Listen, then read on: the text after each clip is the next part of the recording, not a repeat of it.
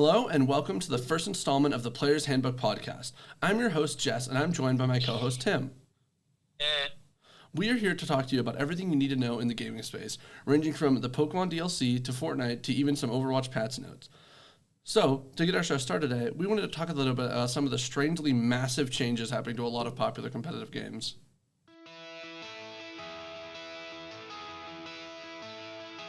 So, first, I think we should start with, so one of the actually most popular games right now is definitely Fortnite because of their return to, like, the original season. And I know that we've both played a lot, well, not a lot, but a pretty decent amount of it.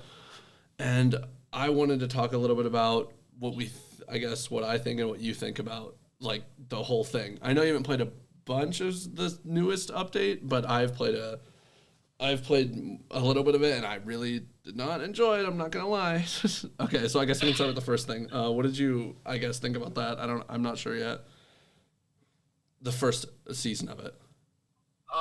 The first season of it was it's honestly kind of refreshing, but at the same time, it's kind of jarring because we transitioned back into the old map, like the very original map that the Battle Royale had.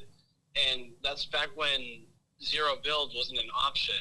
But as of pretty recently, they added a zero build option for players who didn't feel like they wanted to learn the whole building system, because no matter what, there are always players in your lobby that will be better than you sometimes. But now they keep that mode and they go back to the old map, which really encouraged using the build mechanic, which was fun in the original game because nobody really mastered it back then. But nowadays people have learned it more, and so now if you're playing the zero build mode and you go back to the old map, it just feels so open and there's no cover anywhere, and I don't know, what do you think about that? That's actually my main complaint with it, because I think that the items are really good. The pump shotgun, the tac shotgun are both really fun items. All of the items are, except for the bloom on the assault rifles. That is a really big issue, and I hate it. But I just think that the items are the really good part, and I hate the old map. Even after all the updates they've given, I still think it's too steep.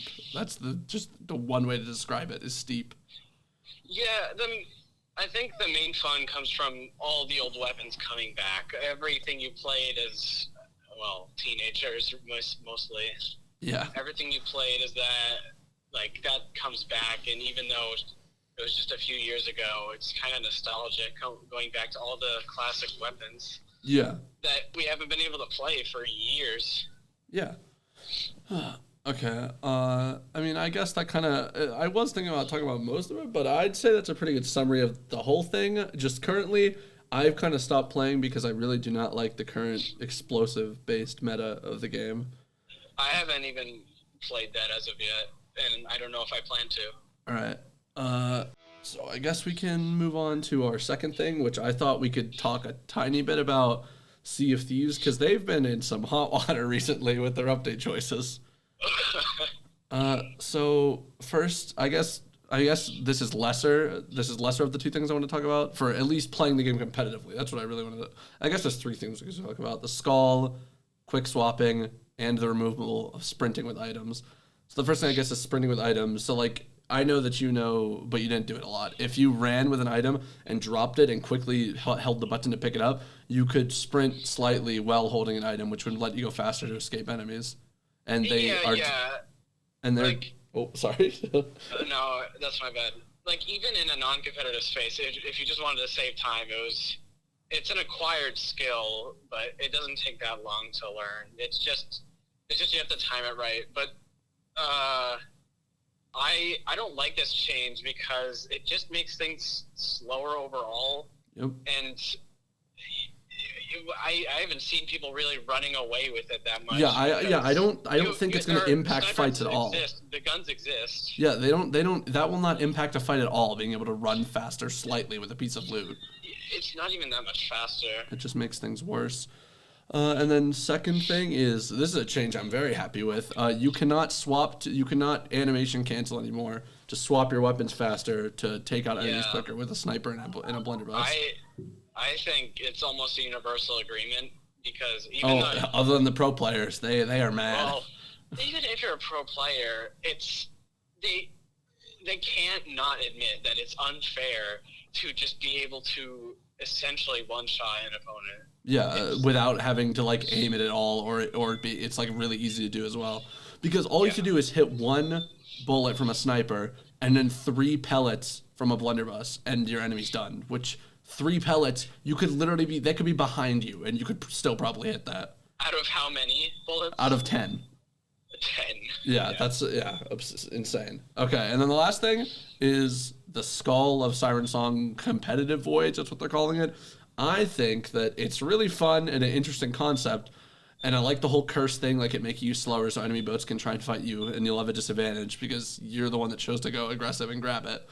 But I hate the fact that people that did not even find any of the loot, not the chest, not the key, not the skull, they can just take you out right at the turn-in point, which everyone can see, and then turn it in, and they get all of the credit, all of the reward for no effort, because there's no achievement. I mean, there are achievements, but they're not important ones for just digging them up and opening the chest.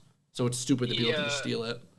I haven't experienced this myself yet, but that's just a huge issue in Sea of Thieves in general. When you're trying to cash something in, there's almost no disadvantage to at least try to just sit on an island, wait for someone to try and cash it and kill them, just loot it. Yeah, especially since you can tell where players are, so you can always see when they're coming over, so you can just get ready for them.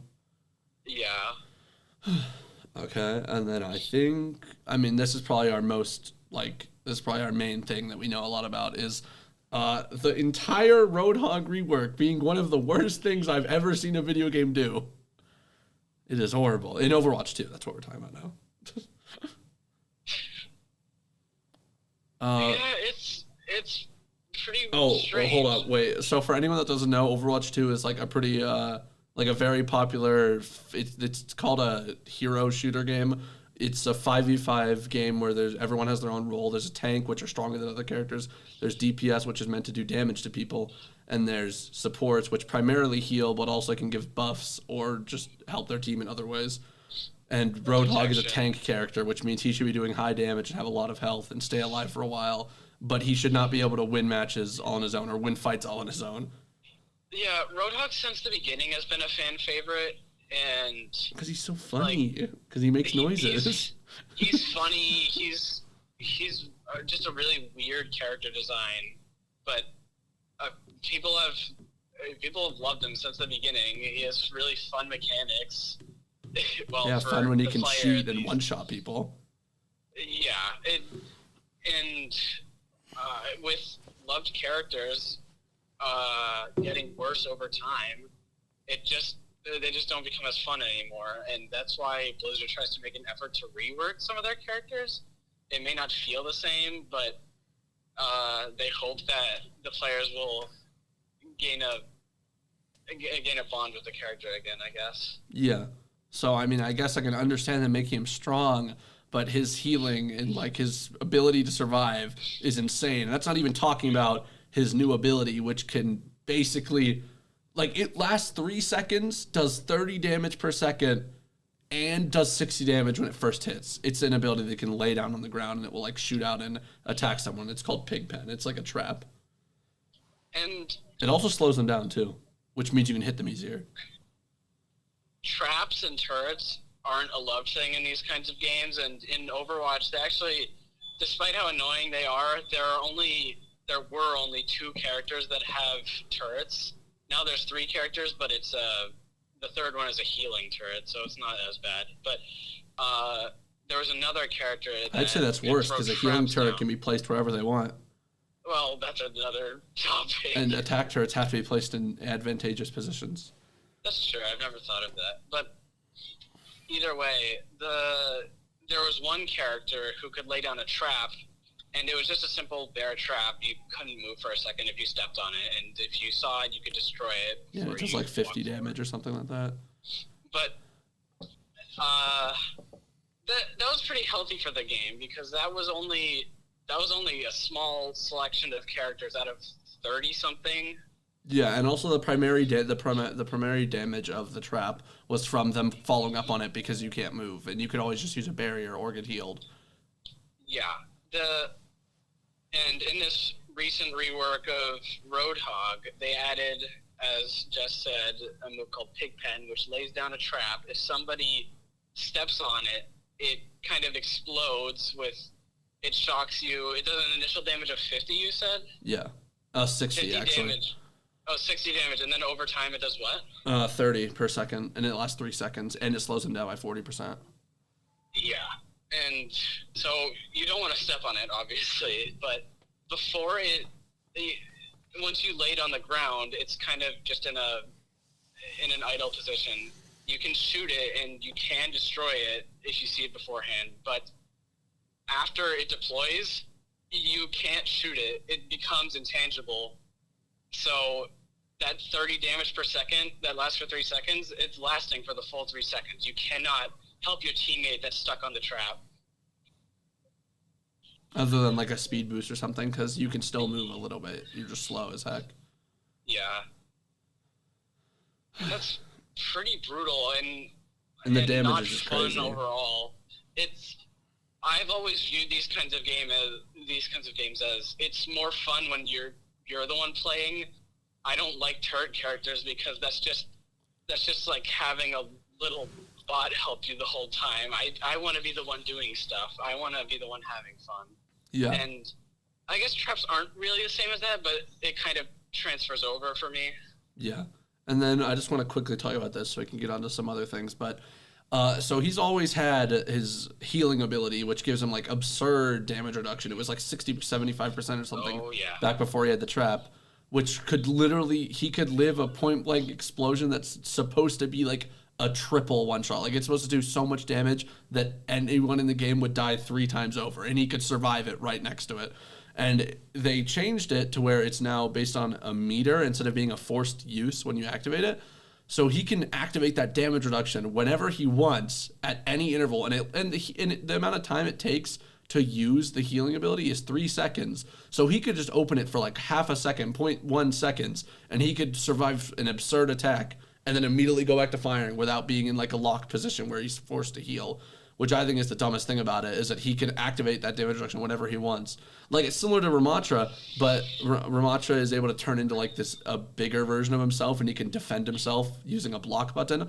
But his makes sense because he has an 8-second timer before he returns to his old form. So being able to block makes sense, especially since it stops him from doing damage, and it takes, like, half a second for the arms to come back down once you stop blocking. But Roadhog doesn't have that. In Ramatra's, I feel like it's way more balanced because it also doesn't heal him. Well, that absolutely that. But on top of that, it takes. I don't know exactly how long. It's less than a second, but it takes him a certain amount of time to raise his arms after you hit the button to block it. Yeah. So there's a little window that you can still get full damage. Yep. And even after that, even when he's blocking, his back is completely vulnerable and will take full damage, and he barely moves at all. Like, you don't expect to get anywhere while you're blocking with it. Yep. Okay. But Roadhog, it may slow him down a bit, but it's still way closer to his normal speed. Yeah. All right, and then I think we can move on to talking about the Pokemon segment now.